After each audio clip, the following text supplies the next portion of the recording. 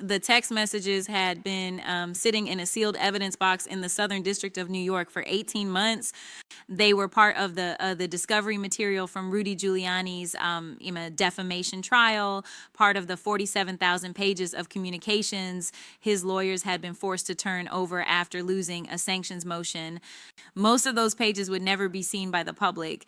They were settlement negotiations, attorney-client discussions, mundane scheduling emails, but buried in the metadata of a phone backup from December 2020 were 63 text messages between Rudy Giuliani and Donald Trump that Giuliani's lawyers had somehow failed to redact properly.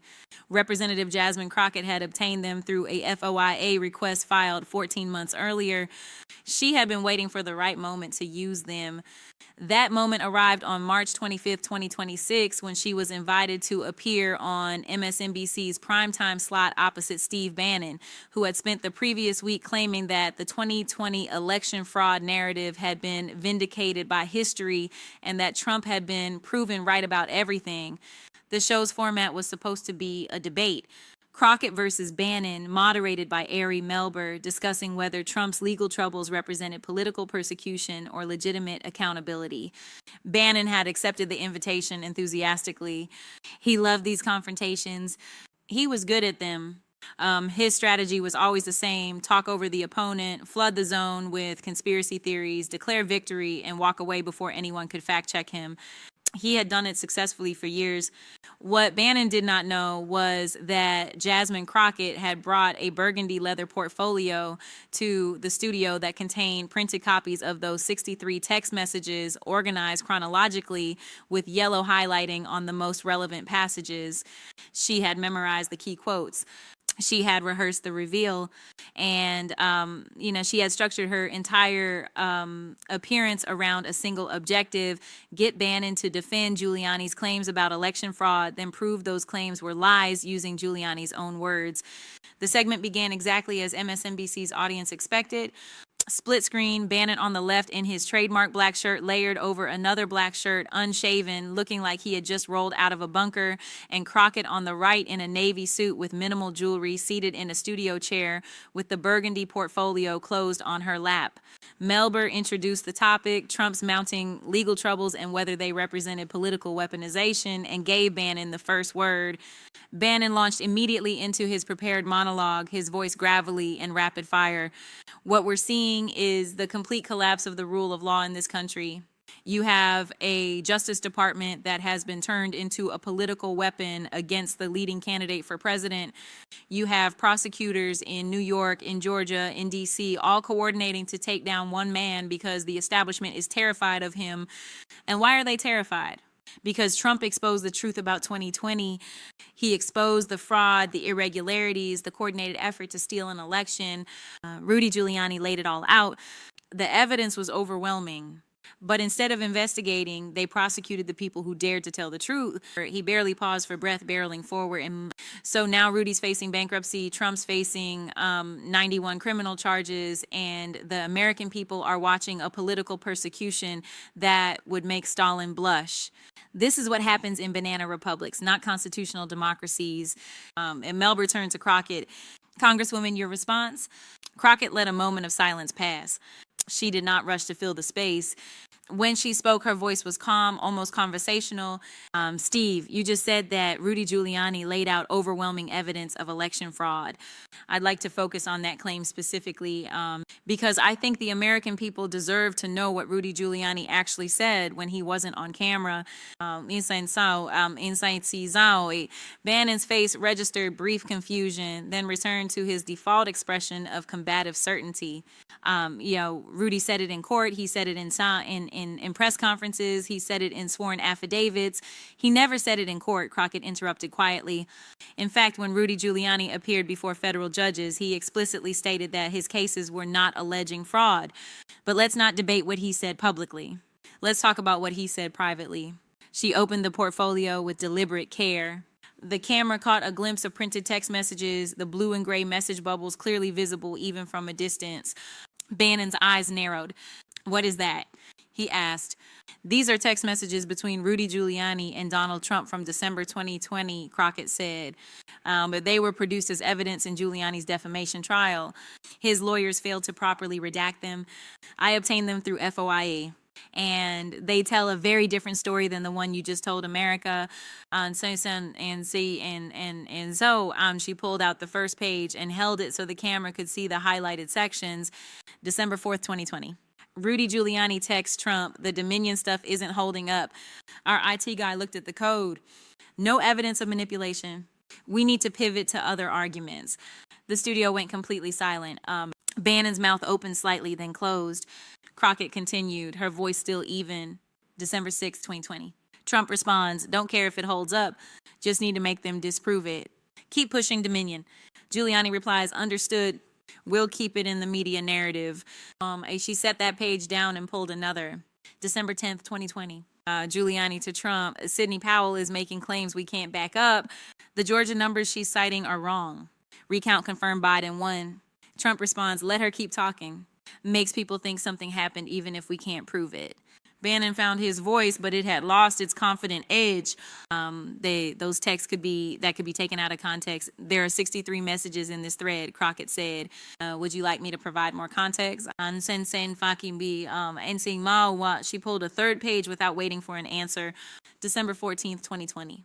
The Electoral College votes. Biden officially wins. That evening, Giuliani texts Trump, "It's over legally. No path forward in courts. Every case dismissed. Judges appointed by you, appointed by Bush, doesn't matter. There's no there."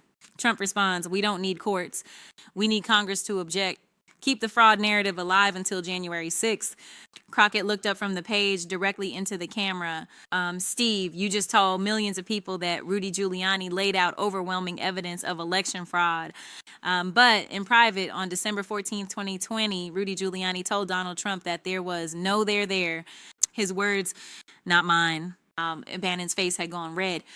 This is, if those are real, and I'm not saying they are, but if they're real, they're attorney-client privilege communications that should never have been, they were produced in discovery pursuant to a court order, Crockett said. Her tone had not changed. It was still calm, still measured, but now it carried the weight of someone who had anticipated every deflection. Giuliani's own lawyers turned them over. The privilege was waived when he failed to properly assert it during the discovery phase. These are public court records now, and they prove that Rudy Giuliani knew the election fraud claims were false while he was making them on television. And she pulled another page, this one with multiple highlighted sections. December 18th, 2020. Giuliani texts Trump, "Meeting with Powell and Flynn today. Both want to push martial law angle. I told them that's insane and illegal. We can't actually overturn results. We can just make it look contested." Trump, "Good. Contested is enough. Keep pressure on Pence." Melber leaned forward. "Congresswoman, are you saying these texts show that Trump knew the fraud claims were false?" "I'm not saying anything," Crockett replied. I'm reading Donald Trump's own words. December 18th, 2020. Rudy Giuliani tells him they can't actually overturn the results. Trump says contested is enough. And that's not the language of someone who believes an election was stolen. That's the language of someone executing a strategy to make people believe something he knows isn't true. Bannon slammed his hand on his desk, the sound cracking through his audio feed. This is exactly what I'm talking about. You people will manufacture any narrative, leak any document, violate any privilege to destroy Trump. This is a political hit job using illegally obtained. Steve, fancies and Einer in my Crockett's voice cut through his tirade like a scalpel.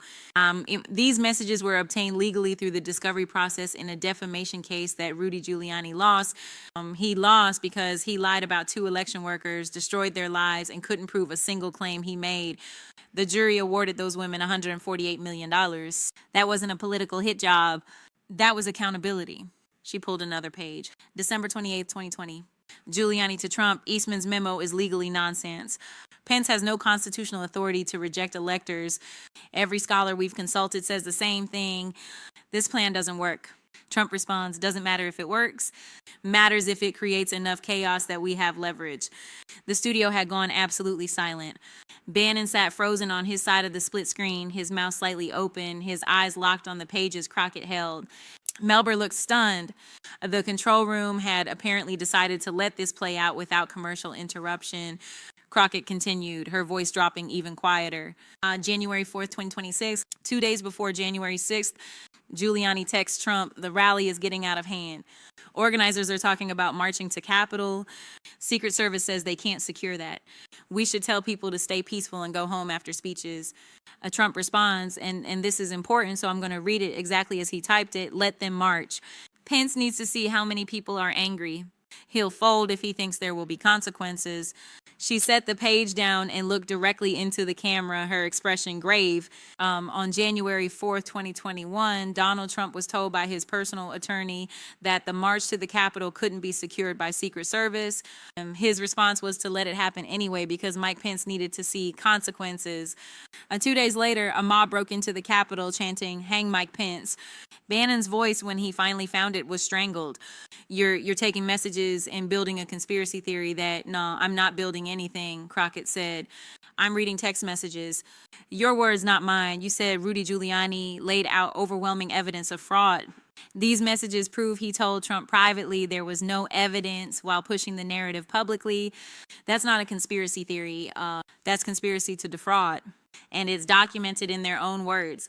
And then Sully and she pulled a final page from the portfolio, this one with a single highlighted passage. January 7th, 2021. The day after the Capitol was attacked, Giuliani texts Trump, "We need to get ahead of this. People died. This looks really bad. We should condemn the violence immediately and distance ourselves from what happened." Trump responds, "They were fighting for me. I'm not condemning people who were fighting for me." Crockett closed the portfolio slowly and set it in her lap. Steve, you came on this program to argue that Trump and Giuliani were victims of political persecution, but these messages show a deliberate strategy to promote election fraud claims they knew were false, to create chaos they knew was dangerous, and to pressure Mike Pence using a mob they knew Secret Service couldn't control. That's not persecution. That's prosecution. And it's based on evidence they created themselves. The silence that followed lasted 8 seconds. Bannon stared at his screen, his face cycling through expressions, rage, shock, calculation, as if trying to determine whether to attack, deflect, or retreat. Finally, he made his choice. This interview is a setup, Bannon said. You ambushed me with documents I haven't had a chance to verify. You're making claims about privileged communications, and you're doing exactly what the January 6th committee did, taking things out of context to build a narrative. I'm done with this. He reached toward his camera. Steve, wait, Melber started. The screen went black on Bannon's side. He had disconnected. Melber turned to Crockett, visibly trying to process what had just happened. Congresswoman Steve Bannon just ended the interview. Do you want to respond to his claim that you took these messages out of context? Crockett's expression had not changed throughout Bannon's exit. She remained perfectly still, her hands folded on the closed portfolio. Ari, I have 63 messages in chronological order. I read 6 of them verbatim with dates and times. If Steve Bannon believes I've taken them out of context, he's welcome to come back and explain what context makes "there's no there" mean that election fraud was real. But I don't think he will, because there is no context that changes what these messages say. She paused, then added quietly, and I think Steve Bannon knows that. Melber looked down at his notes, then back at the camera. We're going to take a quick break. When we come back, we'll continue this discussion with Congresswoman Crockett about the implications of these text messages. The moment the broadcast cut to commercial, the footage began spreading. Not the full interview, the 6 text message reveals. Within 20 minutes, every major news organization was running the story. Within an hour, legal analysts were debating whether the messages constituted evidence of criminal conspiracy. Within 2 hours, Trump's legal team had issued a statement claiming the texts were unauthorized disclosures of privileged communications and threatening legal action. But the damage was already done. Because Jasmine Crockett had not leaked the messages, she had obtained them through proper legal channels and read them on national television in their full context. And, what they proved was devastating. Rudy Giuliani had told Donald Trump repeatedly, starting on December 4th, 2020, that the election fraud claims could not be substantiated. Trump had responded by telling him to keep pushing them anyway. The messages showed consciousness of falsity, the legal term for knowing something is a lie and saying it anyway. They showed deliberate strategy to create the appearance of fraud without evidence. They showed Trump instructing Giuliani to maintain the narrative specifically to pressure Mike Pence before January 6th. By midnight, the clip had been viewed 80 million times. Trump's True Social account posted 17 increasingly frantic messages claiming the texts were fake news and doctored by deep state, but he never actually denied their content. He never said, I didn't write that. He only said they shouldn't have been released. And Rudy Giuliani's response came at 2 a.m. Eastern in a rambling video posted to YouTube from what appeared to be his apartment. He looked disheveled, his hair uncombed, his shirt wrinkled. He spent 11 minutes arguing that the text had been taken out of context without ever explaining what context would change their meaning. He claimed attorney-client privilege, apparently unaware that his own lawyers had already waived it in discovery. He threatened to sue Jasmine Crockett for defamation, apparently unaware that reading court documents verbatim is not defamation. The video was viewed 4 million times before YouTube added a context label noting that the text messages in question were authenticated court records. But the moment that became the story, the clip that played on every news network for the next 72 hours was not Trump's denials or Giuliani's response. It was the 14 seconds of silence after Crockett read the January 4th message about letting the mob march so Pence would see consequences. The silence where Bannon had no response. The silence before he disconnected rather than tried to defend the indefensible, because Steve Bannon had come onto national television to claim that Trump and Giuliani had been vindicated by history, and Jasmine Crockett had responded by reading their own words, proving they had known the fraud claims were lies from the very beginning. She had not shouted. She had not called them criminals. She had simply opened a burgundy portfolio and read text messages in chronological order. December 4th, the Dominion stuff isn't holding up. December 14th, there's no there there. January 4th, let them march. Pence needs to see consequences. 6 messages, 6 pieces of evidence. 14 seconds of silence from Steve Bannon before he fled the interview. And by the time Jasmine Crockett walked out of the MSNBC studio that night, the entire country understood what she had proven, that the election fraud narrative was not a belief, a theory, or a mistake. It was a strategy, a deliberate plan to promote claims they knew were false in order to pressure Mike Pence and create enough chaos to maintain power. And she had proven it using the words of the men who executed it. Not speculation, not hearsay, not anonymous sources, text messages, court records, their own words. Rudy Giuliani had told Trump there was no evidence. Trump had told him to keep pushing the claims anyway. And when asked to defend that on national television, Steve Bannon had lasted exactly 14 seconds before disconnecting because there was no defense. There was only the evidence. And Jasmine Crockett had brought 63 pages of it to primetime